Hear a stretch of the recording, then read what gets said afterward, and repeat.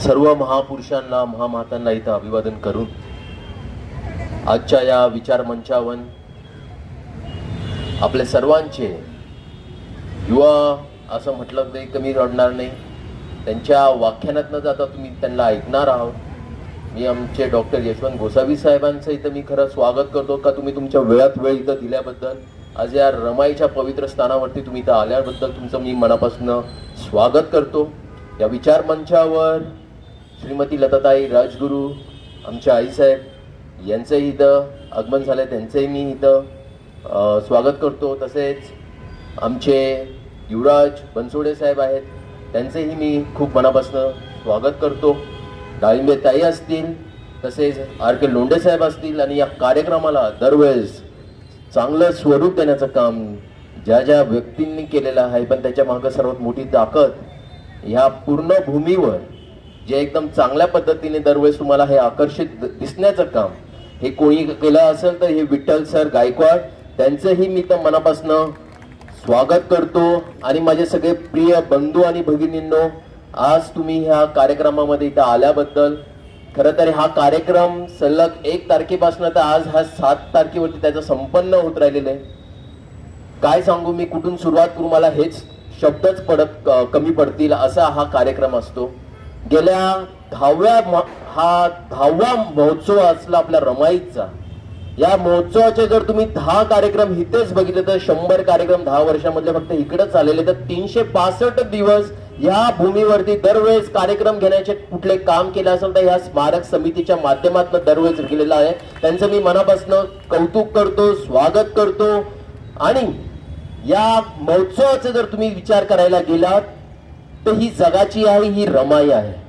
या रमाईला आपण एक संकल्प घेतलेला आहे की ह्या रमाईला आपण फक्त पुण्यामध्येपर्यंत नाही तर अख्ख्या महाराष्ट्रात नाही तर पूर्ण भारतामध्ये तिला प्रसिद्ध करण्याचं काम आज या समितीने हा संकल्प घेतलेला आहे. आणि आज खरं तर मी त्यावेळेस बोललो होतो का बूंद बूंद से सागर बनता है. मी त्या पहिल्या वेळेस बोललेलो ज्यावेळेस आमच्या विद्या मॅडम होत्या, त्यांना आपण तो पुरस्कार दिला होता आणि रमाई रत्न त्यांना त्यावेळेस दिला होता. तर त्यावेळेस मी त्यांना सांगितलं होतं का हम भले आज कम है कि बूंद बूंद से सागर बनता है, एक दिन महासागर आएगा. और ये महासागर मुझे कुछ बहुत सालों के बाद भी आज वही वातावरण यहाँ पे निर्मित होने का पीछे जो अगर किसी का राज है तो ये सिर्फ और सिर्फ समिति के लोगों का राज है. आणि खरं तर हा संकल्प घेतलेला आहे. बाबासाहेब ज्यावेळेस होते, बाबासाहेबांबरोबर पण फार कमीच लोक होते, पण ते हिरे होते, हिरे. आणि ज्यावेळेस बाबासाहेब घडले तर त्यावेळेस त्यांच्या मागे पूर्ण समाज होता, प्रत्येक दुनिया होती आणि आज पूर्ण विश्व आहे. त्याच्या मागे कारण एकच आहे का हे संविधान, आज हे संविधान जे बाबासाहेबांनी आपल्याला घडवलेलं आहे, आपल्याला दिलेलं आहे आणि त्याच्यामुळे तुम्ही सुखाचा घास आणि एक मोकळा श्वास घेऊ शकताय. आज हे फक्त आणि फक्त हे संविधानामुळे आहे आणि बाबासाहेबांचं फार मोठं त्याच्यामध्ये योगदान झालं. आणि त्याच्यामध्ये जर कोणाचं फार मोठी भूमिका असेल तर ती आमची जगाची आहे, रमाईचं होतं. रमाई नसते तर बाबासाहेब घडले नसते, बाबासाहेब घडले नसते तर तुम्ही आम्ही आज इथं नसतो. आणि प्रत्येक जणांमध्ये जर ते मटक्याचे परत दिवस ना येऊ तर मला सगळ्यांना एक कळकळीची विनंती आहे का संविधान वाचायचं सुरुवात करा. संविधान वाचल तर तुम्ही आम्ही वाचल. आज या महोत्सवाच्या माध्यमातून प्रत्येक युवा पिढीला, प्रत्येक माझ्या जाणकार लोकांना, प्रत्येक माझ्या आई वडिलांसारखे असणारे प्रत्येक लोकांना मी इथं त्यांना कळकळीची विनंती करतो आणि इथेच सांगतो, जय भीम, जय बुद्ध, जय भारत. जगाला सर्वोत्तम धम्म देणारा बहुजनांचा पहिला राजा तथागत भगवान गौतम बुद्ध, जातीयवाद नष्ट करणारे स्त्री स्वतंत्राचे पुरस्कर्ते चक्रधर स्वामी, भागवत धर्माची पताका आपल्या खांद्यावर मिरवणारे जगद्गुरु संत श्रेष्ठ नामदेव महाराज, विंचू देव्हाऱ्यावरी आला देवपूजा नावरे त्याला, तेथे पैजाराचे काम अथमाशी तो अथम असं म्हणत क्रांतीची बिजया या मातीमध्ये रुजवणारे जगद्गुरु संत श्रेष्ठ तुकोबाराय. काशी जाते मथुरा जाते तीनों समय तुम नहाते, अरे पानी से क्या पाया मेंढक तो पानी में सोते. या शब्दात समाजाचा माथा ठिकाणावर आणणारे महात्मा कबीर, जगाच्या पाठीवरचं सर्वोत्तम मातृत्व राष्ट्रमाता राजमाता माँसाहेब जिजाऊ, ज्या राजाचं नाव ऐकल्यावर आजही इथल्या मातीतल्या माणसांच्या अंगावर सरकन काटा येतो आणि असा पुत्र आपल्या पोटी जन्माला यावा असं जगातल्या प्रत्येक स्त्रीला असं वाटतं. असे सर्वोत्तम राजा छत्रपती शिवाजी महाराज वयाच्या 14व्या वर्षी संस्कृत मध्ये ग्रंथ लिहून 32व्या वर्षी या मातीकरता प्राणाचं बलिदान करणारे स्वराज्याचे दुसरे छत्रपती छत्रपती संभाजी महाराज.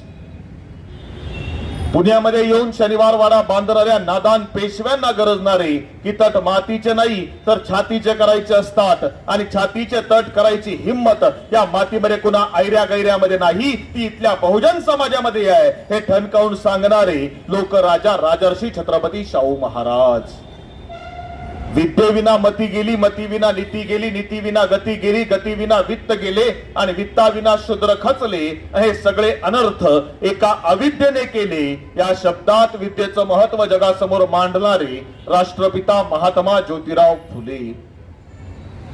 ज्योतिबांच्या कार्याला अखंड आयुष्यभर साथ देत ज्योतिबांनंतर सुद्धा सामाजिक समतेची, न्यायाची आणि शिक्षणाची ज्योत या मातीतल्या तळागाळातल्या वंचित गोरगरीब बहुजनाच्या दारापर्यंत ज्या मातीनं नेली त्या क्रांती ज्योती सावित्रीबाई फुले.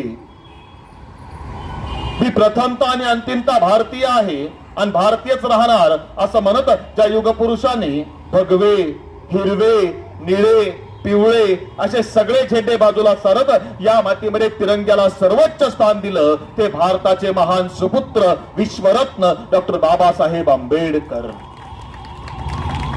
खर तर जग बदल घालून गाव सांगून गेले मला भीमराव या शब्दात आपली क्रांती जगासमोर मांडणारे लोकशाहीर अण्णाभाऊ साठे. एक नाही, दोन नाही, तब्बल 28 वर्ष पांढऱ्या घोंगडीवर बसून लोककल्याणाचं राज्य उभं करणाऱ्या लोकमाता अहिल्यादेवी होळकर, महामाता रमाबाई आंबेडकर, त्यासोबत पहिल्या मुस्लिम स्त्री शिक्षिका फातिमा बीबी शेख यांच्यासह तमाम महापुरुषांना, युगपुरुषांना आणि महामातांना वंदन करून तुम्हा सर्वांच्या टाळ्यांच्या गजरात खऱ्या अर्थानं ज्या माऊलीनं विश्वरत्न डॉक्टर बाबासाहेब आंबेडकरांना सांगितलं की साहेब तुम्ही जो संघर्ष उभा करतायत, तुम्ही जो लढा उभा करतायत तो लढा विषमते विरुद्ध आहे, तुम्ही जो संघर्ष मांडलाय तो अन्यायाविरुद्ध आहे आणि साहेब हा संघर्ष तुम्ही आयुष्यभर करतायत पण तुम्ही करत असणाऱ्या संघर्षाचा आड मी उभा करत असणारा संसार कधी येणार नाही, आम्ही कधी आड येणार नाही. आम्ही एक वेळ आली तर आम्ही उपाशी राहू पण हा तुमचा संघर्ष पुढे गेलाच पाहिजे या विचारानं ज्या माऊलीनं अखंड आयुष्यभर डॉक्टर बाबासाहेब आंबेडकरांना साथ दिली ती आमची माता, जगाची माता, महामाता रमाई आंबेडकर यांना तुम्हा सर्वांच्या टाळ्यांच्या प्रचंड गजरामध्ये प्रथमतः विनम्र अभिवादन करतो. आजच्या महामाता रमाई भीमराव आंबेडकर राष्ट्रीय स्मारक आणि या स्मारकाच्या माध्यमातून 127व्या जयंतीच्या निमित्तानं आयोजित कार्यक्रमासाठी विचारपीठावर स्थानापन्न असणाऱ्या आमच्या मातोश्री आदरणीय लताई राजगुरू, आदरणीय त्यांचा मगाशी सत्कार आपण केला, आदरणीय लोंढे सर, विचारपीठावर स्थानापन्न असणारे आदरणीय ताई, सन्माननीय बनसोडे सर, आमचे बंधू सन्माननीय कुणालदादा राजगुरू, त्याचसोबत उपस्थित सर्व सन्माननीय मान्यवर आणि खऱ्या अर्थानं वारकरी संप्रदायामध्ये जेवढं महत्व विठ्ठलाला आहे तेवढंच पुण्याच्या पुरोगामी चळवळीमध्ये खऱ्या अर्थानं ज्या महत्व ज्या विठ्ठलांना आहे त्या आदरणीय आमचे मार्गदर्शक विठ्ठलरावजी गायकवाड, उपस्थित सर्व सन्मान्य मान्यवर, माझ्या बांधवांनो, भगिनींनो. खर तर आता आल्या आल्या कुणाल दादांशी मी बोलत होतो, मला यायला 5-10 मिनिटं उशीर झाला. अहमदनगर जिल्ह्यामधून कार्यक्रम होता.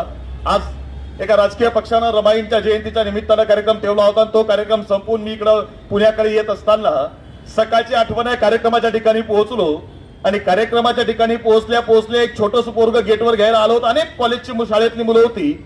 8वी 9वी मधलं पोरग घ्यायला आलं. मी गाडीमधून खाली उतरलो. पोरग मला म्हटलं, काका पटकन चला, आतमध्ये सगळी तुमची वाट बघतायत. मी 2 मिनिटं गाडी थांबवून त्याला म्हटलं, बाळा सगळं बोल पण काका बोलू नको. आजकाल काका बोलता बोलता धोका कधी भेटेल ते काय सांगता येत नाही, त्यामुळे काका मात्र तेवढं म्हणू नको. आणि कार्यक्रमाच्या निमित्तानं आतमध्ये गेलो.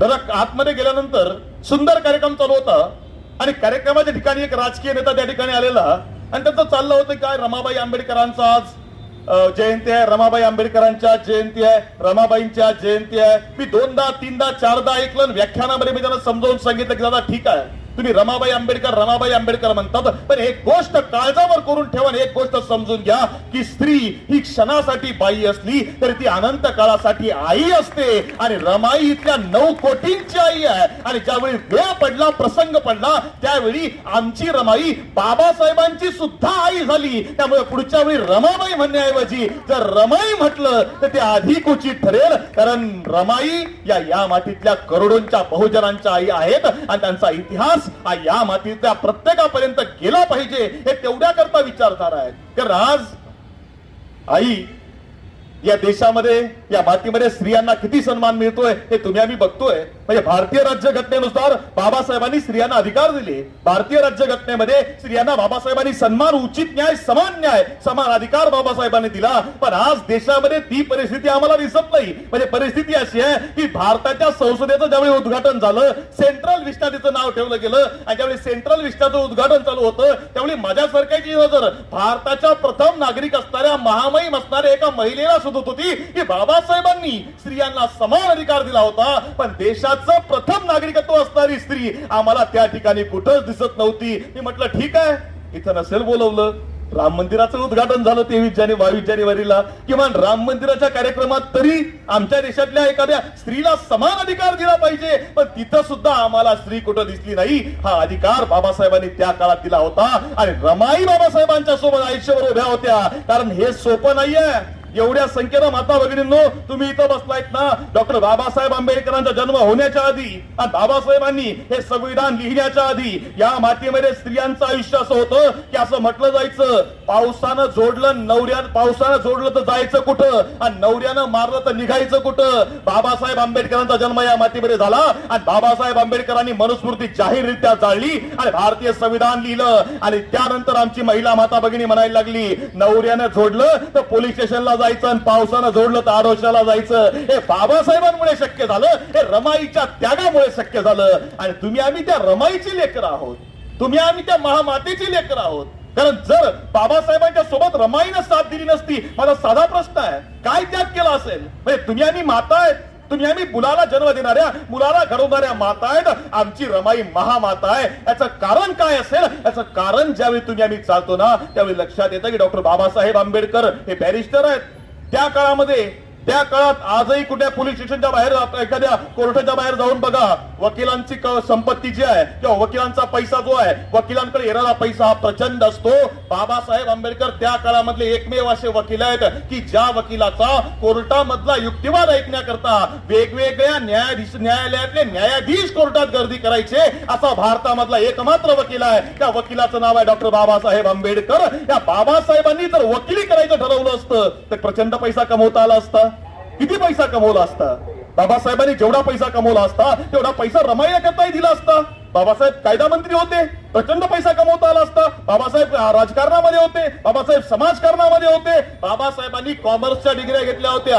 व्यवसाय करायचं ठरवलं असतं तर टाटा, बिर्ला, अंबानीला बाबासाहेबांनी कधीच मागे टाकलं असतं. पण बाबासाहेबांनी हे सगळं सोडलं आणि बाबासाहेब आणि रमाईंनी आपल्या सर्वस्वाचं दान या मातीमधल्या समाजाकरता करून टाकलं आणि त्या बळावर तुम्ही आम्ही उभे आहोत. आणि बाबासाहेबांनी तर आपल्या सर्वस्वाचं दान केलंच, पण त्यासोबत आमच्या रमाईनं सुद्धा आपल्या कष्टाचं आयुष्यात आणि संसाराचं दान सुद्धा तुमच्या आमच्या करता केलं. आणि म्हणून रमाई त्यागमूर्ती झाल्या, म्हणून रमाई महामाता झाल्या.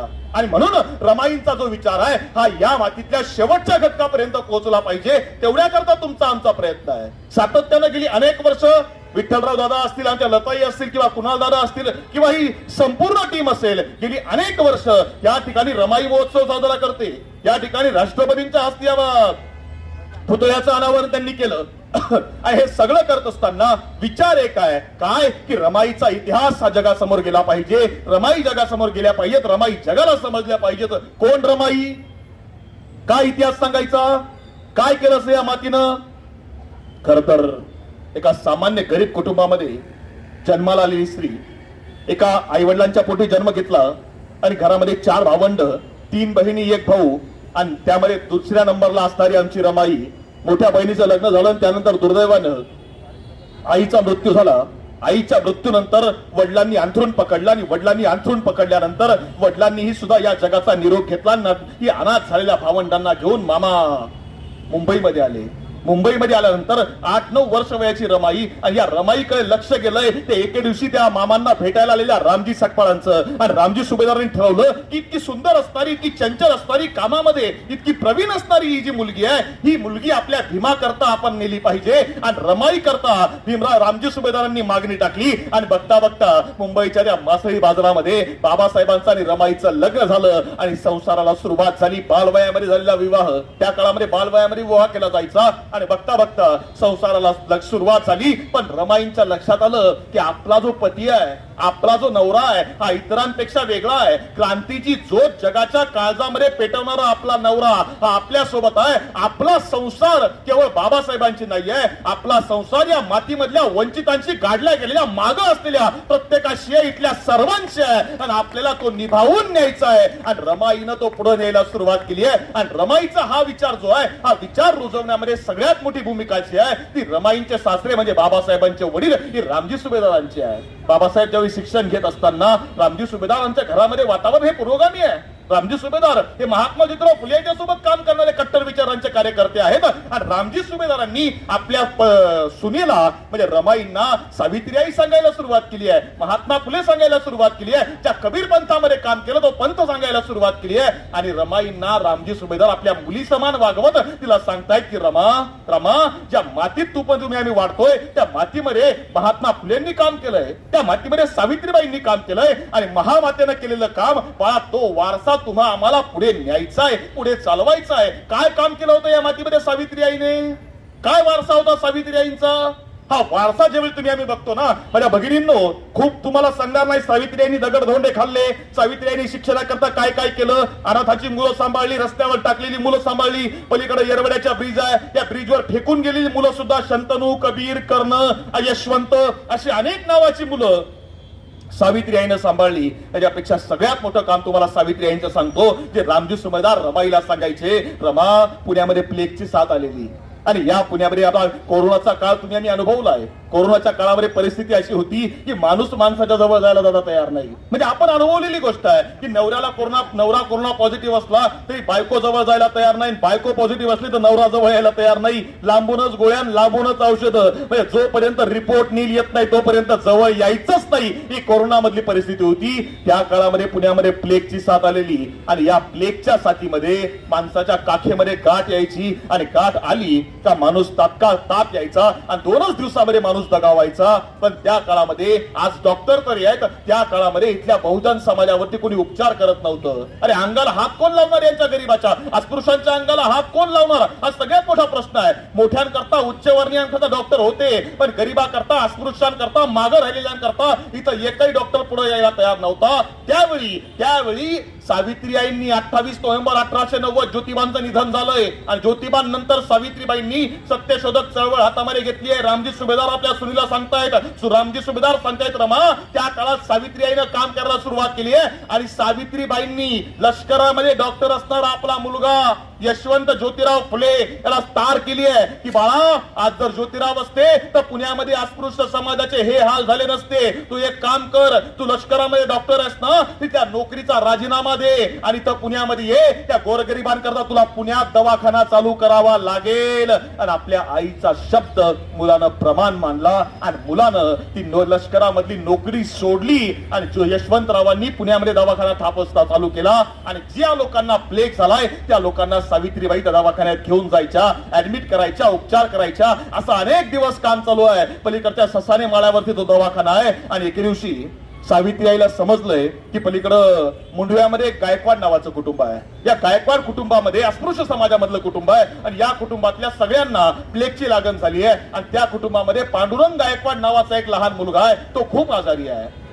या सावित्रीबाई फुलेवाड्यापासून मुंडव्यापर्यंतचा अंतर आजही विचार करून बघा. सावित्रीबाई तिथपर्यंत चालत गेल्या. त्या पांडुरंग गायकवाडाला आपल्या खांद्यावर उचललं, त्याला हॉस्पिटलमध्ये आणलं, त्या लहानग्या मुलावर उपचार केले, त्याला बरं केलं. पण त्या पोराला एवढ्या लांबून खांद्यावर उचलून आणल्यामुळे त्या मुलाला जी प्लेगची लागण झाली होती, त्याच प्लेगची लागण ही सावित्रीबाईंना झाली आणि त्याच प्लेग मध्ये सावित्रीबाईंनी शेवटचा श्वास घेतला. 11 मार्च 1897 रोजी सावित्रीबाई सोडून गेल्या. आणि हे आपल्या सुनेला रामजी सुभेदार सांगतायत की रमा, त्या मातेनं शेवटचा श्वास सुद्धा या मातीमधल्या गोरगरीब बहुजन समाजाकरता घेतलाय. तुम्हा आम्हाला तो लढा उभा करायचा आहे जो भीमराव करतोय ना, भीमराव जो शिकतोय ना, रमा तुला सावली म्हणून भीमरावाच्या पाठीशी उभं राहायचंय. आणि हीच जिद्द, हाच संघर्ष अखंड आयुष्यभर रमाईंनी पाळला. आणि बाबासाहेबांची सावली म्हणून रमाई अखंड आयुष्यभर बाबासाहेबांच्या पाठीशी उभं राहिल्या. प्रसंगी संसार बाजूला ठेवला, घरदार बाजूला ठेवलं, पण बाबासाहेबांच्या अभ्यासामध्ये आणि बाबासाहेबांच्या कामामध्ये रमाईनं कधी खंड पडू दिलाच नाही. हे तुम्हा आम्हाला चाळावं लागेल, हे आपल्याला अभ्यासावं लागेल, आपल्या मुलांना आम्हाला सांगावं लागेल. आज रमाईंची 127वी जयंती तुम्ही आम्ही साजरी करतोय, पण किती साड्या होत्या रमाईकडं, किती दागिने होते रमाईकडं? आता आमच्याकडे मधल्या काळामध्ये एका वर्तमानपत्रानं 8-10 वर्षापूर्वीची गोष्ट आहे दादा, एका वर्तमानपत्रानं सहज नवरात्रीच्या काळामध्ये एक स्पर्धा चालू केली आहे की आजचा रंग लाल, आजचा रंग निळा, आजचा रंग पिवळा. आणि मग नवरात्रीमध्ये 9 रंग चालू झाले. ते 10 वर्षापासून तीच फॅशन चालू येत आहे, तीच फॅशन. म्हणजे आजचा हा रंग, उद्याचा तो रंग. मी जर कधी विचारलं की रमाईकडे किती दागिने होते, बाबासाहेबांनी किती संपत्ती करून ठेवली, कमवायचं ठरवलं असतं तर करोडनी कमवून ठेवता आलं असतं ना. 4 पिढ्या काय 10 पिढ्या कमवून खाल्ल्या असत्या, एवढं कमवलं असतं. पण जे काही कमवलं ना, त्या सर्वस्वाचं दान हे तुमच्या आमच्या करता करून टाकलं. कारण जगामध्ये मला एक सांगा, मी लहान लहान मुलं समोर आहेत, एखाद्या मुलाला जर जवळ घेतलं आणि विचारलं ना, बाळा तुझं नाव काय आहे, पोरगं पटकन नाव सांगतं. बाळा तुझ्या आईचं नाव काय आहे, पोरगं पटकन आईचं नाव सांगतं. बाळा तुझ्या आजीचं नाव काय आहे, पोराला आजीचं नाव पटकन आठवत नाही. म्हणजे 30 वर्षापूर्वी 25 वर्षापूर्वी गेलेल्या आजीचं नाव आम्हाला आठवत नाही. 127 वर्ष झाले रमाईचं नाव आजही जिवंत आहे. याचं कारण असं आहे की जे जगणं आहे ना, हे सर्वसामान्य करताय. जे जगणं आहे या मातीमध्ये जो मागा राहिलाय त्याच्या करताय. आम्हाला आमच्या मुलांना हे सांगावं लागेल की रमाईनं काय केलं होतं.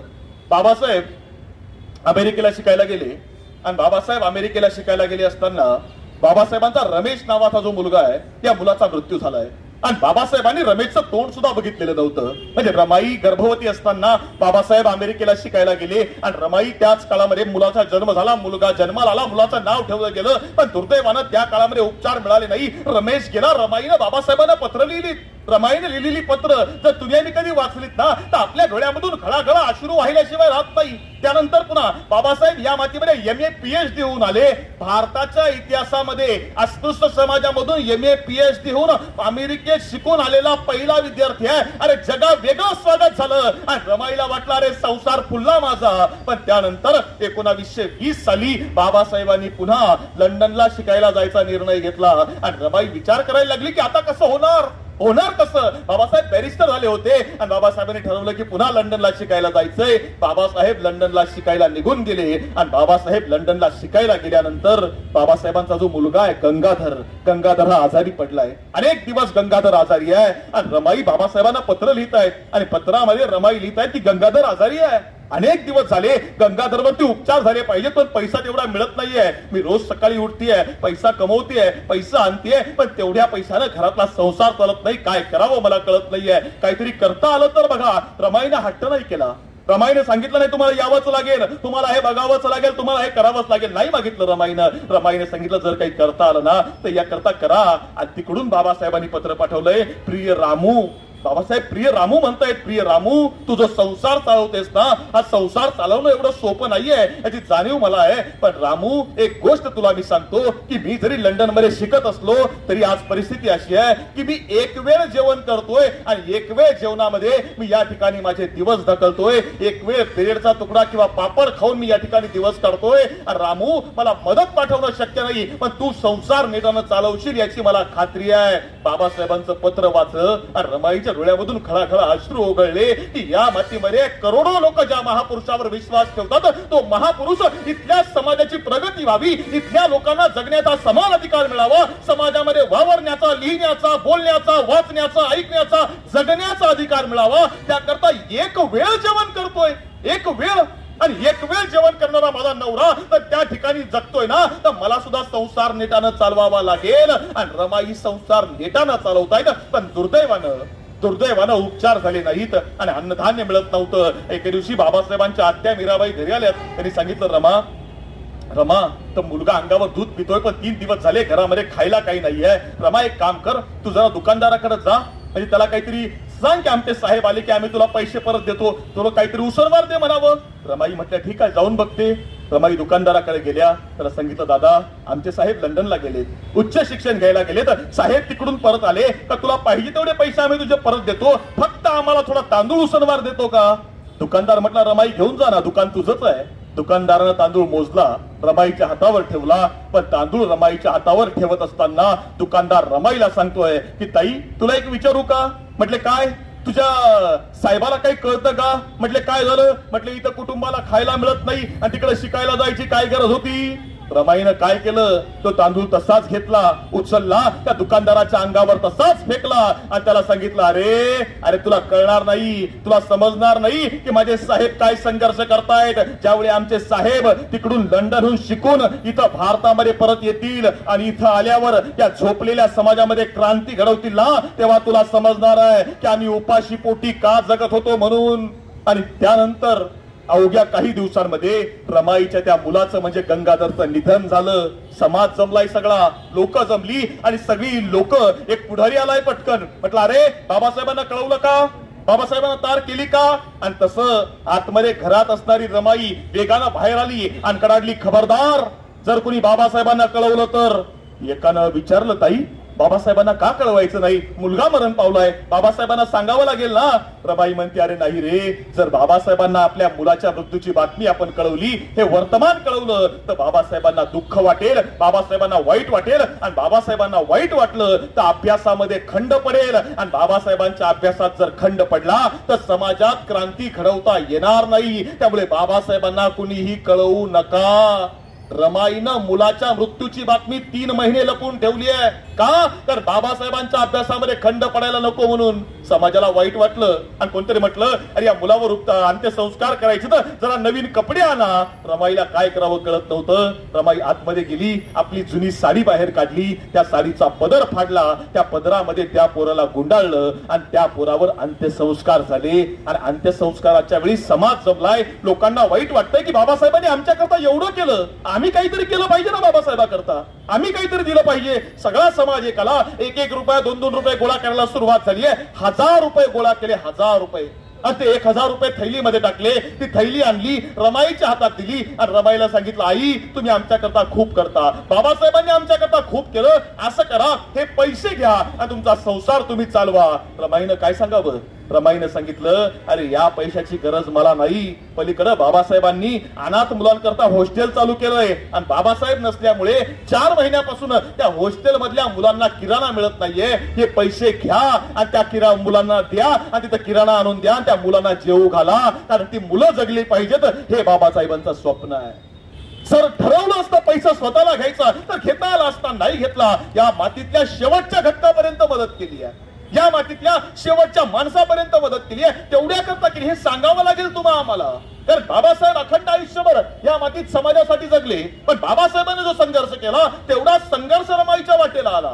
बाबासाहेब ज्यावेळी बाहेर दिल्ली दौऱ्याला निघाले तर बाबासाहेबांनी असं ठरवलं की आपली पत्नी जी आहे रमाई, त्या रमाईला आपण आपले मित्र जे आहेत वराळे म्हणून, धारवाडमध्ये गाव आहे त्यांचं, धारवाडमध्ये वराळे म्हणून एक ग्रस्त आहेत, बाबासाहेबांचे जवळचे मित्र रमाईला बहीण मानतायत, त्यांच्याकडे आपण काही दिवस पाठवलं पाहिजे. रमाई धारवाडमध्ये गेल्या, धारवाडमध्ये राहिल्या दादा. आणि धारवाडमध्ये राहत असताना त्या ठिकाणी हे सामाजिक कार्यकर्ते आहेत वराळे हे अनाथ मुलांचं हॉस्टेल चालवतात आणि त्या हॉस्टेलमध्ये लहान लहान मुलं असायची आणि ती लहान लहान मुलं रोज सकाळी रमाई बाहेर आल्या का रमाईंजवळ यायची, रमाईंजवळ खेळायची, रमाईंजवळ आई आई म्हणत खेळत राहायची. दिवसभर मुलांमध्ये रमाई रमून जायच्या.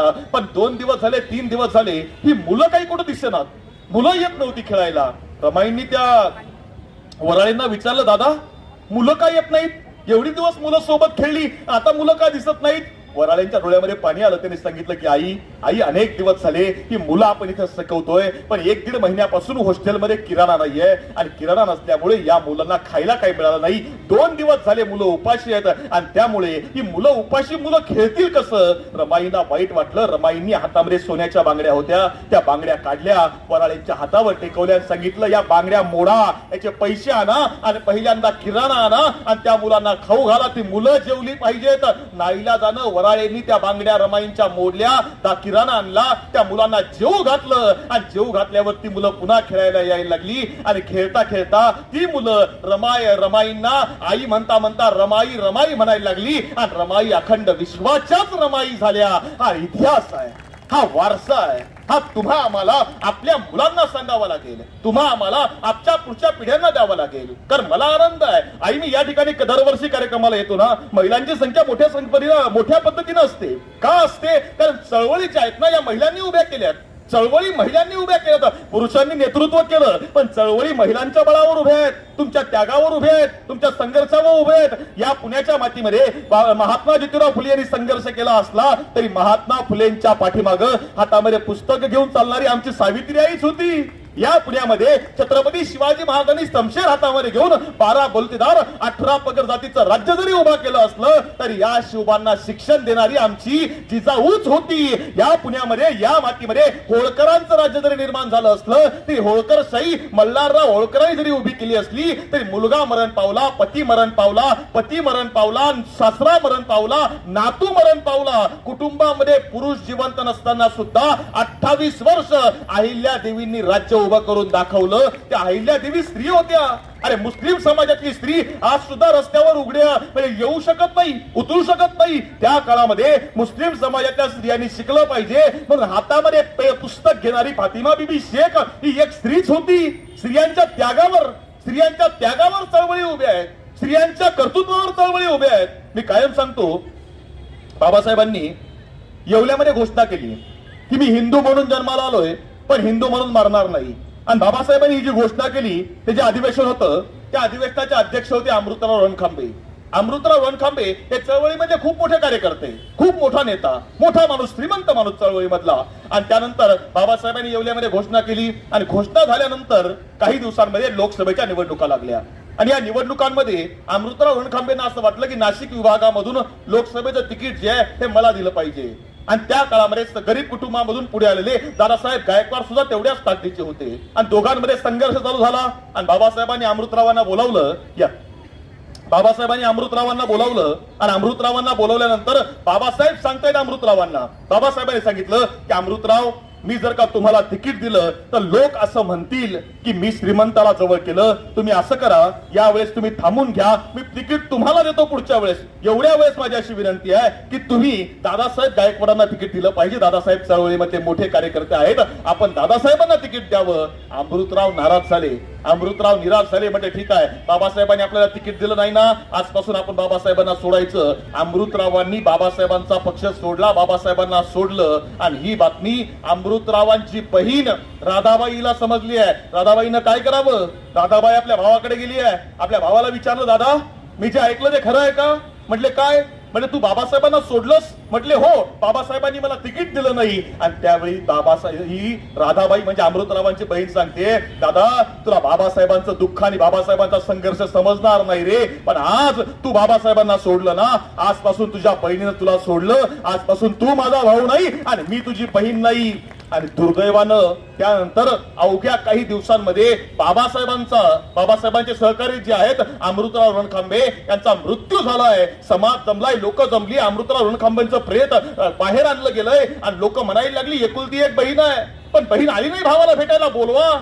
समाजातली माणसं गेली आहेत, सांगितलं अहो एकुलता एक भाऊ होता तुमचा, ताई चला जे झालं ते सोडा आता, पण या आता तुम्ही आलं पाहिजे, तुमचा भाऊ गेलाय. या स्त्रीनं काय सांगावं? राधाबाईने सांगितलं की ज्या दिवशी माझ्या भावानं बाबासाहेबांना सोडलं ना, त्याच दिवशी माझा भाऊ माझ्याकरता मेला होता, मी येऊ शकत नाही, बहीण आली नाही. याचा अर्थ काय आहे? याचा अर्थ असा आहे की ज्यानं बाबासाहेबाला सोडलं तो आपला कधीच होत नाही. हा चळवळीचा इतिहास आहे आणि तो स्त्रियांनी आम्हाला शिकवलाय. म्हणून मी दरवर्षी रमाई जयंतीला येतो. दरवर्षी रमाई जयंतीला येण्याचं कारण काय आहे? मला वाटतं 10 वर्ष झाली असतील, 10 वर्ष आहे. 10 वर्षामध्ये एकही वर्ष असं नाही, माझं एकही वर्ष झालं असं नाही की ज्या वर्षी मी या ठिकाणी कार्यक्रमाला आलेलो नाही. आणि हा सन्मान तुमच्या माध्यमातून आहे, हा सन्मान आमच्या आई लताईंच्या माध्यमातून आहे. कारण 10 वर्ष अविरत एखादा वक्ता एखाद्या कार्यक्रमात दादा बोलवणं पण दादा मोठी गोष्ट नाही. अविरतपणे 10 वर्ष या ठिकाणी हा जो सन्मान आहे, हा सन्मान माझा नाही आहे, हा रमाई मुलं मला मिळालेला सन्मान आहे हेच मी समजतो. कारण चळवळी सन्मानामधून उभी आहेत. विचार तुम्हा आम्हाला दिलाय ना, तो विचार सन्मानाचा आहे, त्यागाचा आहे. त्याचा पैसा मी मगाशी म्हटलो ना, पैसा कमवायचा असता तर किती कमवता आला असताना बाबासाहेबांना. 1927 सालची घटना आहे दादा लोंढे दादा. 1927 साली महाडच्या 14 तोळ्याचा सत्याग्रह चालू करायचा आहे. सत्याग्रह सुरू करत असताना बाबासाहेबांना पैशाची अडचण आहे. पैसा नाही उभा केला पाहिजे, कारण हजारोंच्या संख्येने सत्याग्रह येणार, त्यांना जेव घालायचंय, प्रत्येकाने व्यवस्था करावी लागेल. पण हे सगळी व्यवस्था करायची म्हटल्यानंतर सगळी सोंग करता येतात, पैशाचं सोंग करता येत नाही. पैसा आणायचा कुठून आणि मग पैसा कसा उभा करावा हा सगळा प्रयत्न चालू आहे. आणि त्या काळामध्ये पठ्ठे बापूराव नावाचा एक तमासगीर बाबासाहेबांना भेटायला आलाय. त्याचं नाव आहे श्रीधर कुलकर्णी, मूळ नाव त्याचं. तो सांगली जिल्ह्यामधला तासगाव तालुक्यामधला पठ्ठे बापूराव. आणि हा पठ्ठे बापूराव येताना हा आलाय कसा सोबत, त्यानं सोबत 2 स्त्रिया आणल्यात. म्हणजे त्या काळामध्ये पुरुषांसोबत अस्पृश्य समाजातल्या स्त्रियांना त्या ठिकाणी नाचवलं जायचं. आणि त्यामुळे त्या 2 स्त्रिया सोबत आहे. याच्या पायामध्ये भरजरी धोतर आहे, डोक्यावरती टोपी, हातामध्ये सोन्याच्या सगळ्या अंगठ्या, सोबत या 2 स्त्रिया. आणि मग अशा कोल्हापुरी फेटा बिटा घालून हा बाबासाहेबांसमोर आलाय. आणि बाबासाहेबांसमोर येऊन उभा राहून बाबासाहेबांना सांगतोय, भीमराव तुम्ही जे आंदोलन उभं करताय त्याचा आम्हाला अभिमान आहे. आणि आमची अशी इच्छा आहे की तुम्ही आम्ही जो काही पैसा तुम्हाला मदत करायची इच्छा आमची आहे, तो पैसा तुम्ही स्वीकारला पाहिजे. बाबासाहेबांनी त्याला सांगितलं, माफ करा, तुमचा पैसा मी घेऊ शकत नाही. काहीच पठ्ठे बापूरावनं पुन्हा सांगितलं की तुमच्याकरता आंदोलनाकरता मी मदत आणली आहे, ही मदतीचा पैसा तुम्ही घेतला पाहिजे, तुम्ही पैसा का घेत नाही. बाबासाहेबांनी सांगितलं, मला तुमच्या पैशाची आवश्यकता नाही, कृपया तुम्ही इथून जाऊ शकता. तो माणूस निघून गेला.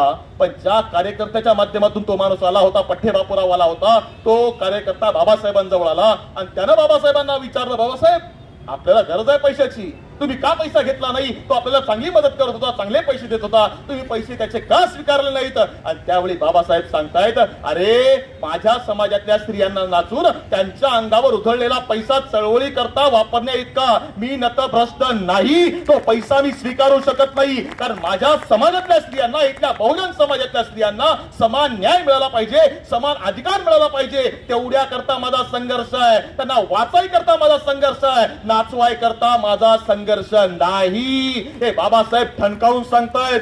कमावलेला जो पैसा आहे तो या मातीमध्ये स्त्रियांकरता आहे. आणि मी तुम्हाला सांगतो, महिला माता भगिनींनो, आज जे तुम्हाला जे अधिकार मिळालेत ते बाबासाहेबांमुळे आहेत. म्हणजे त्या स्त्रियांना संपत्तीमध्ये समान अधिकार बाबासाहेबांनी दिलाय. या मातीमध्ये स्त्रियांकरता न्याय बाबासाहेबांनी दिलाय. जे कोर्टात गेल्यानंतर स्त्रियांकरता जे अधिकार आहेत ना सगळे, ते बाबासाहेबांनी दिलेत. नोकरीला असाल तर प्रेग्नन्सीच्या म्हणजे प्रस्तुतीच्या काळामध्ये जी पगारी सुट्टी मिळते ना, त्या पगारी सुट्टीची सुरुवात बाबासाहेब आंबेडकरांनी त्या काळामध्ये केली आहे. हे तुम्हा आम्हाला समजून घ्यावं लागेल, वाचावं लागेल. कारण आमची परिस्थिती अशी आहे लोंढे दादा की आमची ही स्त्री आता पुस्तकं टीव्ही मधून पुस्तकं बघत नाही, टीव्ही मधून आमची स्त्री बाजूला व्हायला तयार नाही. म्हणजे मी तुमच्या मुलासारखा आहे, बरोबर आहे. मुलगा म्हटलं का सगळे गुन्हे माफ होतात. काय झालं, परवा एका कार्यक्रमासाठी गेलो होतो. एका कार्यक्रमाकरता गेल्यानंतर लक्षात असं आलं की एक म्हातारी आजी एका मेडिकल, तिथं घटना समजली की म्हातारी आजी एका मेडिकलवाल्याकडे गेली आहे आणि मेडिकलवाल्याला सांगते की दादा माझी दाढ दुखते आहे, जरा मला गोळ्या लिहून देतो का. मेडिकलवाला हुशार होता, त्यानं 2 गोळ्या काढल्या. आजीला सांगितलं, आजी ही लाल गोळी आहे, 7:30 वाजता घ्यायची आणि जेवायला बसायचं, आणि जेवण झालं का ही पांढरी गोळी घ्यायची. म्हटला आजी म्हटली, लेकरा घरामध्ये पोरं नाहीत, मला घड्याळ कळत नाही, गोळ्या घ्यायच्या कशा. मेडिकलवाला म्हटला, आजी टीव्ही बघते का. म्हटलं टीव्ही. आजी म्हटली, हो बघते ना. म्हटलं काय बघते. म्हटले सगळं बघते, राणा दादा बघते, पाठकबाई बघते, सगळं बघते. म्हटले मग एक काम करायचं, 7:30 वाजले, आई कुठे काय करते लागलं, अरुंधती आली का लाल गोळी घ्यायची जेवायला बसायचं. म्हटला आणि 8 वाजले, रंग माझा वेगळा लागलं, दीपा आली का पांढरी गोळी घ्यायची. म्हटला ही घराघरांमधली परिस्थिती आहे. कारण टीव्ही मधून आमची लोक बाहेर पडायला तयार नाहीत. का कळत नाही आम्हाला समजून घ्यावं लागेल की बाबासाहेबांनी जो संघर्ष उभा केलाय ना, हा वाचण्याकरता आहे. आमच्या घरात दुसरं काही नसलं ना चालेल, आमच्या घरात मुलांना वाचाय करता किमान पुस्तकं असली पाहिजेत, मुलं घडली पाहिजेत आमची. नाही घडत आणि आम्ही वाचत नाही, त्यामुळे आम्हाला इतिहास समजत नाही. साधं उदाहरण सांगतो. काय झालं, रात्रीचे 12:30-1 वाजले, बाबासाहेब अभ्यास करत होते. रमाई झोपल्या नाहीत का? कारण जर बाबासाहेबांचा अभ्यास चालू आहे तर बाबासाहेबांना काहीतरी पाणी लागेल, चहा लागेल, काहीतरी लागेल बाबासाहेबांना, म्हणून रमाई जाग्या आहे. आणि रात्री 2 वाजता बाबासाहेबांच्या घराच्या दरवाजावर थाप पडली आहे.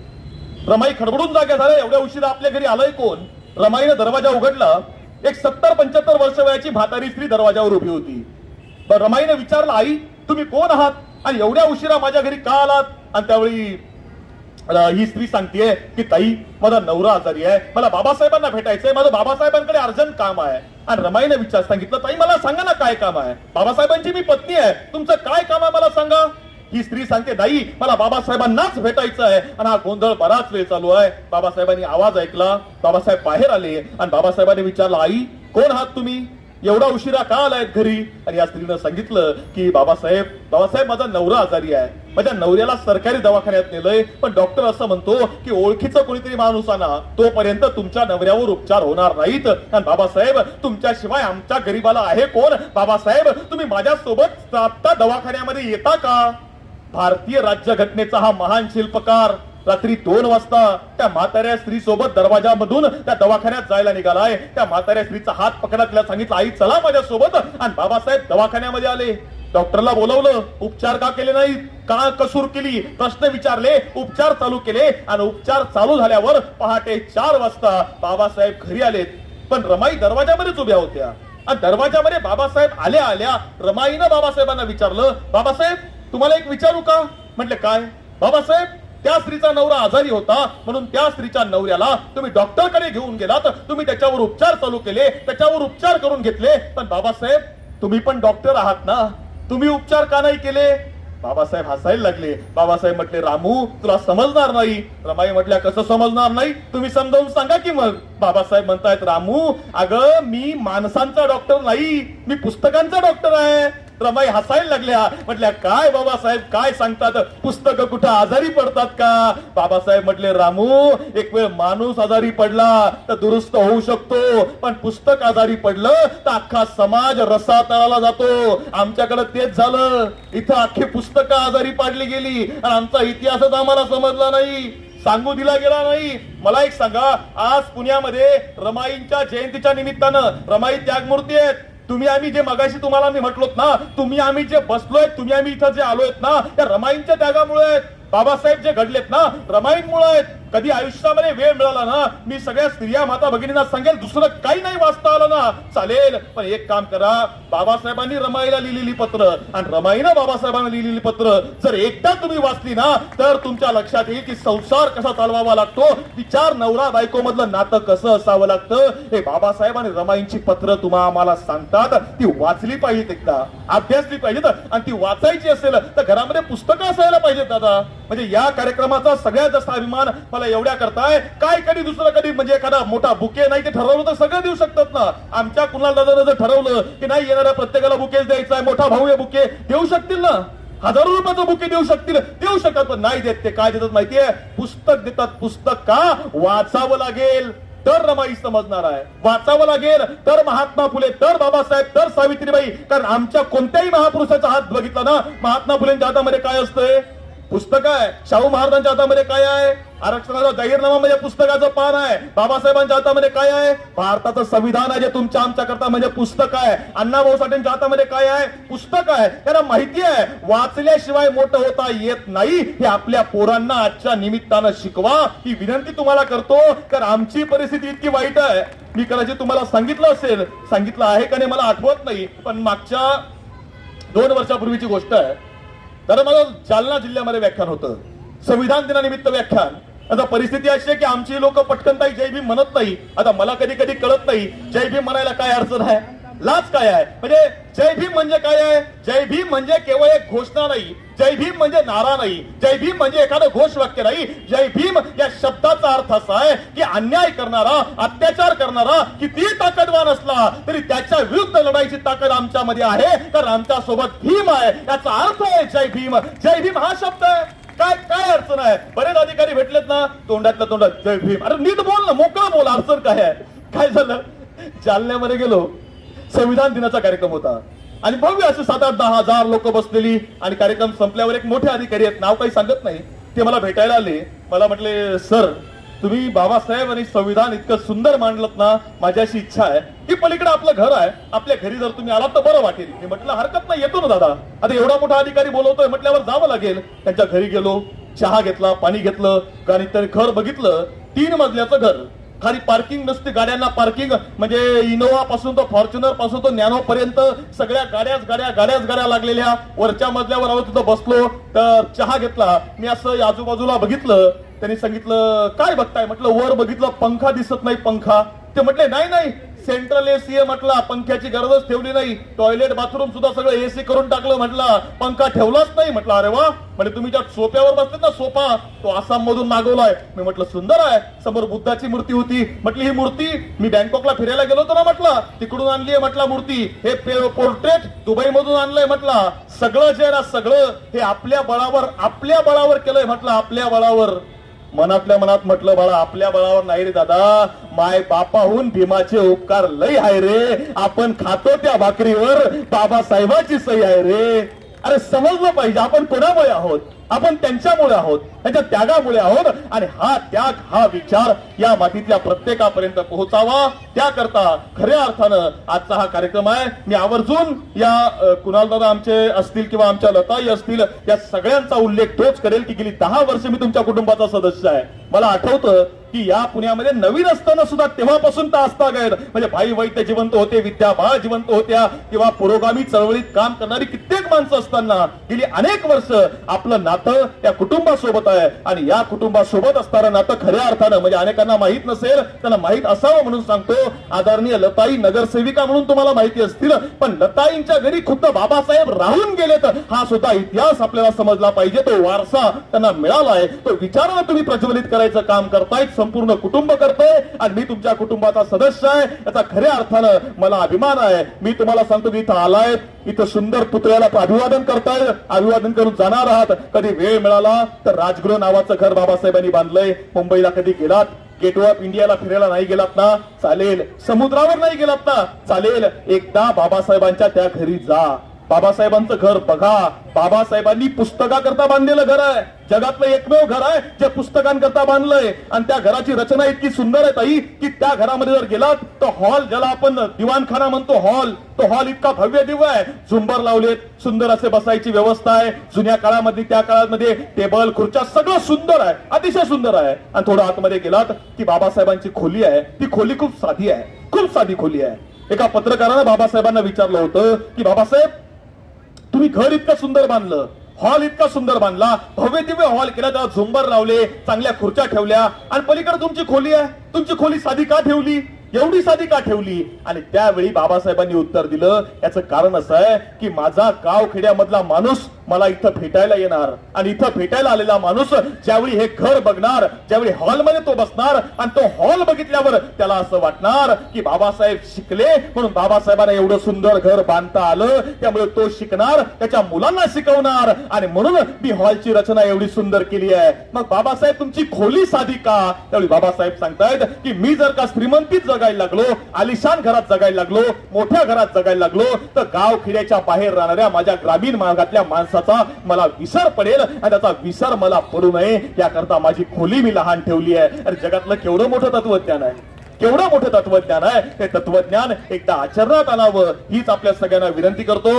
या ठिकाणी ज्यांच्या माध्यमातून मी आलो त्या आदरणीय आमचे विठ्ठलरावजी दादा गायकवाड, आमच्या लताई राजगुरू कुणाल दादा लोंढे सर असतील, बनसोडे सर असतील, आमचे मार्गदर्शक सन्मान्य पंडित दादा गोसावी असतील, किंवा सर्व सन्मान्य मान्यवर असतील, त्यांचं या ठिकाणी नम्रतापूर्वक, मनपूर्वक ऋण व्यक्त करतो. आणि तुम्हाला सांगतो की विचार जगायचं काम करूया, विचार जगूया. कारण अनेक जण म्हणतात इतिहास पोहोचत नाही, इतिहास पोहोचतो. म्हणजे दुष्यंत कुमार असं लिहितो की कौन कहता है आसमान में सुराख नहीं होता, कौन कहता है आसमान में सुराख नहीं होता, अरे एक पत्थर तो तबीयत से उछालो यारो. आणि ते काम तुम्हाला आम्हाला करायचंय, ते आपण करूया. एवढं बोलतो, या ठिकाणी थांबतो. धन्यवाद. जय हिंद, जय महाराष्ट्र, जय ज्योती, जय भीम. धन्यवाद. आपण आता तात्काळ वेळ न दवडता रमाई रत्न पुरस्कारांचं वितरण करणार आहोत. मी सर्व मान्यवरांना, रमेश दादा बागवे, अभय छाजेड आणि सर्व मान्यवरांना विनंती करतो की या वर्षीचा अत्यंत प्रतिष्ठेचा रमाई रत्न पुरस्कार किरण केंद्रे आणि वागसकर ताईंना आपण सन्मानपूर्वक प्रदान करणार आहोत.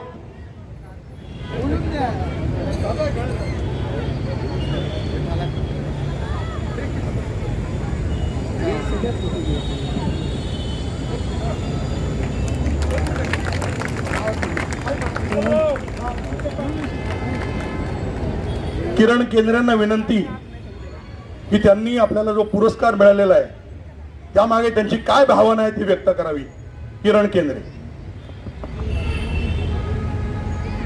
या विचार मंचावर उपस्थित सर्व मान्यवर, तुमची आमची सर्वांची आपली माता रमाई यांच्या नावाने जो पुरस्कार मिळाला आहे, खरं तर मला शब्द नाहीत की मी एवढा पात्र आहे का नाही माहिती नाही मला, की एवढ्या उत्तुंग व्यक्तिमत्वाचा, जी विश्वाची आई होऊ शकते इतकी ताकद असलेली जी रमाई, जिच्यामुळे आज मी इथे उभा आहे. बाबासाहेब असतील किंवा रमाई असतील यांच्या विचाराचा एक छोटासा वारस, त्यांच्या पायाची धूळ, त्यांच्या विचाराचा एक छोटासा कण घेऊन पुढे निघालेला एक छोटासा खेडेगावातला मनुष्य इथे आलाय. हा खरं तर माझा नाही, खरं त्यांचा सन्मान आहे, त्यांच्या विचाराचा सन्मान आहे. तुम्ही मला फक्त इथं समोर उभं केलंय एवढंच मी म्हणू इच्छितो. कारण हे सोपं नसतं की ज्यांच्या कुठलेच वारसे नाहीत, ज्यांना परंपरेनं खालीच ठेवलेलं आहे, कायम आपण कष्ट करीत झिजण्यामध्ये ज्यांचं आयुष्य गेलंय, अशा समाजानं पुढे येणं, त्यांनी शिकणं, पुढे जाणं आणि काहीतरी धडपड करू पाहणं. कारण मी तर सांगतो की माझी तर आमची पहिलीच जनरेशन आहे, पहिली पिढी शिकणारी पुढं, जी गाव सोडून बाहेर आली. त्यामुळं कष्ट पडतात, खूप टक्के टोमणे सहन करावे लागतात, पण पुन्हा पुन्हा बाबासाहेब तुम्हाला मार्ग दाखवतात. ते सांगतात की चल पुढे, चल चल, मी चाललो. त्यांनी जे सहन केलं, रमाईने जे सहन केलं, त्याच्या तुलनेत वाटतं की आपण तर कणभर पण नाहीये. मग काय करायचं, पुन्हा कष्ट करायचं, पुन्हा पुढे जायचं.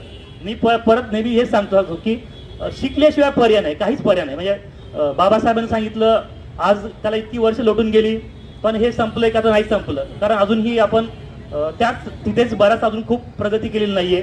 आपला खूप पुढे जायचंय, तो वारसा आपला पुढे न्यायचा आहे आणि रमाईचा आशीर्वाद आपल्या पाठीशी कायम असणार आहे. मी नेहमी सांगतो, मला आज तो पुरस्कार सर असं वाटतं की हा रमाईच्या नाही तर माझ्या आईच्या नावाचा पुरस्कार असावा. कारण प्रत्येकाची आई ही ती रमाई असते तिच्यासाठी. मी माझ्यासाठी पण माझी आई, मी नेहमी सांगतो आईसाठी की मी आईचं नाव पण लावतो सर. म्हणजे तुम्ही लिहिलं नाही करत, मी किरण इंदू केंद्रे असंच लावतो सर. होतं माझं नाव, मी वडिलांचं नाव नाही लावत, आईचं. त्याला अर्थात खूप कारण आहेत. कारण आईमुळे इथे मी एक छोटीशी आठवण सांगू इच्छितो की रमाईचे आपण खूप, आता सरांनी मी खरं तर खूप गोष्टी आहेत रमाईच्या सांगण्याबद्दल, ज्या अनेक गोष्टी मी पण सांगू शकतो पण सांगणार नाही. कारण गोसावी सरांनी इतक्या ज्या ओजस्वी भाषेमध्ये सांगितली रमाई, मला वाटतं तिथं ती थांबायला हवं. त्यात कोणी मिठाचा खडा नको टाकायला. पण रमाईनं जे कर्तृत्व आहे तसंच प्रत्येकाची आई आपल्यासाठी काहीतरी करत असते. मी माझ्या आईचा एक छोटासा किस्सा सांगतो. मी 10वीला होतो 1995 साली साधारणतः. तर 10वीला असताना माझ्या वर्गामधले, तसं बघितलं तर मी एका सरपंचाचा मुलगा, माझे वडील 4 गावचे सरपंच होते, चांगली शेतीवाडी होती, सगळं होतं बऱ्यापैकी घरी. पण वडिलांना प्रचंड दारूचं व्यसन होतं. परत याला रमाईचा संदर्भ आहे की रमाईनी बाबासाहेबांना ज्या 22 प्रतिज्ञेमध्ये एक प्रतिज्ञा टाकायला लावली की दारू पिऊ नका. याला कारण त्यांनी असे अनेक जण बघितले होते की ज्यांच्या दारूमुळे संसार उद्ध्वस्त होत होता. हेच दुःख आम्ही आमच्या घरात बघितलं की तसा बरा चालणारा एक चांगला वडील, थोडासा शिकलेला, पण फक्त दारूच्या व्यसनापायी मग त्याचे सगळे वाताहत झाली होती. मी लहानपणी वेटर म्हणून हॉटेलमध्ये काम करायचो, माझा भाऊ पण सोबत यायचा आणि सगळे कष्ट आई उपसायची. मी 10वीला होतो. 10वीला आम्हाला त्यावेळेस अपेक्षित गाईड, तुम्हाला मुलांना माहीत असतील तर ते अपेक्षित गाईड लागायचे. त्याची किंमत साधारण त्यावेळेस काय ते 150 रुपये असेल. तर त्या 150 रुपयाचे गाईड घ्यायचे कसे असा प्रश्न पडला. माझे वडील काय हो एकदम नेतेगिरी करणार, अरे ना घे गाईड, अरे अजून घेऊ काय तुला, असं म्हणायचे. परत दारू पिले की सगळं विसरून जायचे आणि गायब व्हायचे 8-8 दिवस. तर एक दिवस मी संध्याकाळी, मला रोज वर्गामध्ये मुलं गाईड दाखवायची ती, अरे मी घेतलं, त्याने घेतलं, याने घेतलं. मी म्हणायचं माझं काय, मला कसं गाईड मिळेल ना. मग मी संध्याकाळी घरी बसलो, असं छोटंसं आमचं झोपडीसारखं घर होतं. माझ्या आई पुढे बसून मी असं म्हणालो की बहुतेक मी आई यावर्षी नापास होईल. विचार करा, माझी आई अडाणी, जे अडाणी या अर्थाने नाही, शिक्षण या अर्थाने अडाणी, बाकी ती प्रचंड हुशार आहे. तिच्यासारखं व्यावहारिक ज्ञान, मी ज्याला ट्रॅडिशनल विजडम म्हणतो, जे उपजत शहाणपण आहे ना, ते जे माझ्या आईला होतं किंवा अनेक आयांना असतं तसं कोणाला नसतं. तर तिला जेव्हा कळलं की मी नापास होतोय असं म्हणतोय काहीतरी, ती अक्षरशः थरथरली. म्हणजे मला तिच्या डोळ्यातली ती चमक अजूनही आठवते की ती असं म्हणाली ना, असं कसं काय बोलतोस तू की नापास होशील, कारण शाळेत सगळे म्हणतात की वर्गात हुशार तूच आहेस. मी मला ती गाईड नाहीत ना, ती गाईड मिळणार नाही तर मग मी कसा पास होईल. तर आई म्हणाली की चल ठीक आहे, आपण घेऊ, काहीतरी करू, आपण गाईड घेऊ. मी मनातल्या मनात हसतो. मला वाटलं की आई काय करणार ना, एवढे पैसे आई कुठनं आणेल आणि मला गाईड कसे मिळतील. सकाळ झाली, मी शाळेत गेलो. शाळा संपली, एक दुपारी 12-1 वाजता मी बाहेर येत होतो आणि समोर जे चित्र बघितलं ते मी अजूनही माझ्या काळजावर कोरून ठेवलेलं आहे. समोर एक इमारतीचं बांधकाम सुरू होतं आणि माझी आई, गावच्या सरपंचाची बायको, 30 एकर शेतीची मालकीन, त्यावर मजूर म्हणून काम करतो. मी धावत पळत रडत गेलो, आई काय चाललंय हे. तर ती म्हणाली काही नाही, तुझ्या गाईड पुरते पैसे आले ना मी काम बंद करेल, 8 दिवस फक्त मजुरी करते. आणि माझ्या आईनं ते केलं. मला गाईड घेतले आणि अजून सांगतो, गाईड सोबत एक छोटीशी 20 रुपयाची घड्याळ पण घेतली. ते मला आता शिक. आणि त्या वर्षी मी शाळेत 10वीला पहिला आलो. पुढं खूप इतिहास घडला. फर्ग्युसन कॉलेजमधनं गोल्ड मेडल मिळालो. MPSC करून क्लास 1 ऑफिसर झालो. मंत्रालयात अनेक वर्ष नोकरी केली आणि आता इथे बालभारतीत काम करतोय. तर मूळ मुद्दा हा असा आहे की या आपल्याला इतका मोठा वारसा आहे, म्हणजे अशा आई घरोघरी आहेत ज्या तुमच्या आपल्या मुलाबाळासाठी कष्ट करायला तयार आहेत.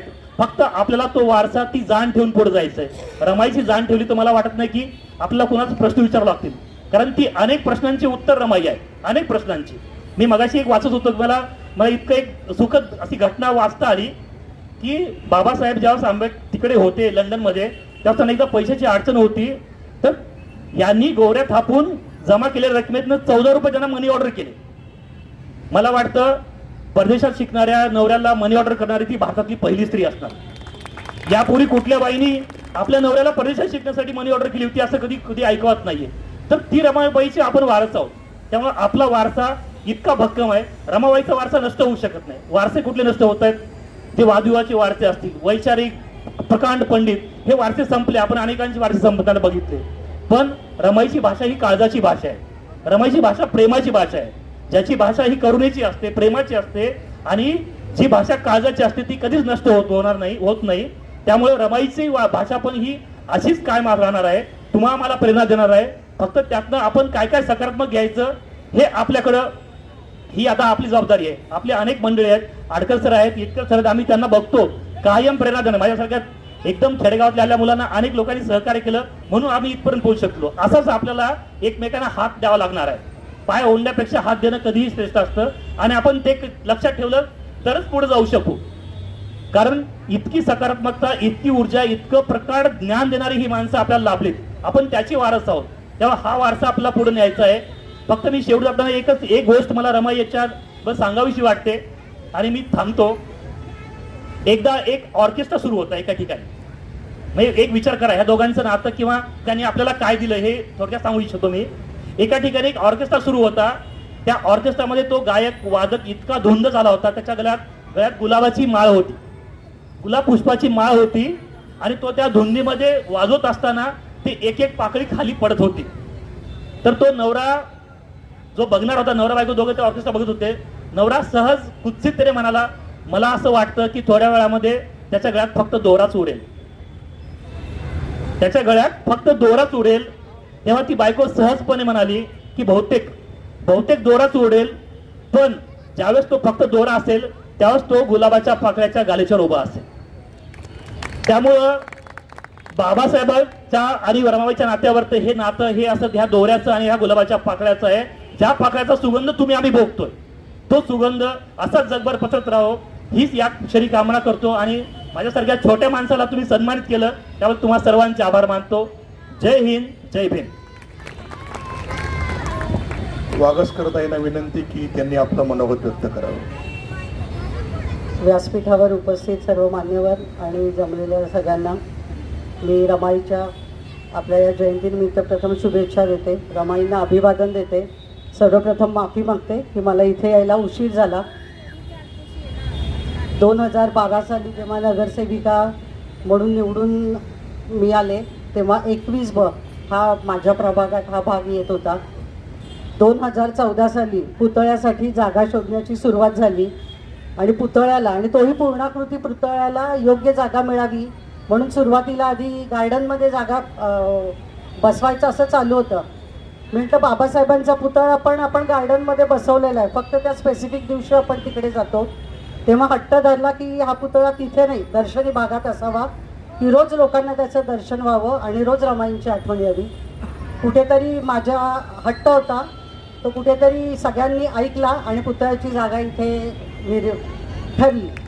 त्याच्यानंतर याच्या बाजूला जे उत्कृष्ट गार्डन आहे आणि प्रभाग 21ला लौकिक म्हणजे त्याच्या लौकिकात भार पडेल असं ते इन्फ्रास्ट्रक्चर करण्यासाठी म्हणून आम्ही त्याच्यासाठी प्रयोजन केलं. इथे एक MSCBचं ऑफिस होतं, त्या ऑफिसला गार्डनमध्ये जागा दिली आणि ही जागा आपण खास पुतळ्यासाठी तयार केली. पुतळा हा समाजाकडून बसवला गेला. खरं म्हणजे रमाईंचा इतिहास आपल्या कोणत्याच इतिहासाच्या पुस्तकात शिकवला जात नाही. या पुतळ्याच्या निमित्तानं जेव्हा या चळवळीशी माझा संपर्क आला तेव्हा मला असं वाटतं नेहमी की पुतळे बसवून फक्त नाही, त्याच्यापासून कुठेतरी इन्स्पिरेशन घेऊन त्याच्यातून काहीतरी काम केलं पाहिजे. बाबू वागसकर आणि आम्ही या जेव्हा पुतळा बसवला त्या वर्षापासून आम्ही रमाईंच्या नावानं एक शिष्यवृत्ती चालू केली आणि आमच्या ट्रस्टच्या मार्फत आत्तापर्यंत 3200 मुलींनी त्याचा लाभ घेतलेला आहे.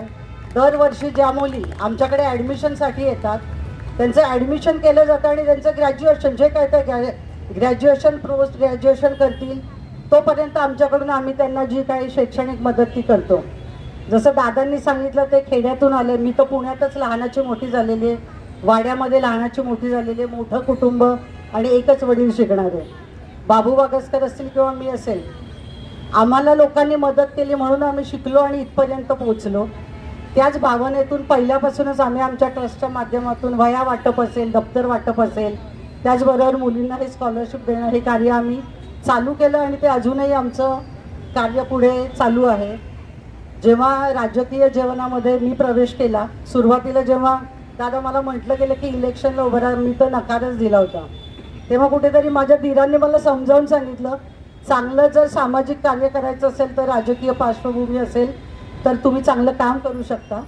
मला जे काही पद मिळालं, 5 वर्ष काम करण्याची संधी मिळाली, तर ते काम मी माझं खरोखर सामाजिक काम म्हणून त्याचा मी आनंद घेतला आणि त्या चळवळीशी निगडीत झाले आणि हेच काम पुढे नक्की आम्ही चालू ठेवू असं मी तुम्हा सगळ्यांना आज या निमित्तानं आश्वासन देते.